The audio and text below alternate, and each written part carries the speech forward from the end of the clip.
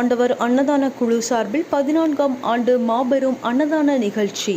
பாரதிய ஜனதா கட்சி, VHP விஸ்வ ஹிந்து பரிஷத் மற்றும் ஊர் பொதுமக்கள் இணைந்து நடத்தும் 14ஆம் ஆண்டு மகா அன்னதானம் நிகழ்ச்சி வடவள்ளி மருதமலை உயர்நிலைப் பள்ளி எதிர்ப்புறம் மத்தப்ப கவுண்டர் கல்யாண மண்டபம் அருகில் இன்று மதியம் நடைபெற்றது. நிகழ்ச்சிக்கு சிறப்பு அழைப்பாளராக பாரத ஜனதா கட்சி கோவை மாவட்ட தலைவர் ரமேஷ்குமார் கலந்து கொண்டு அன்னதான நிகழ்ச்சி தொடங்கி வைத்தார். நிகழ்ச்சிக்கான ஏற்பாட்டினை பூபாலன், பிரதாப், செந்தில்குமார் ஆகியோர் செய்துள்ளனர்.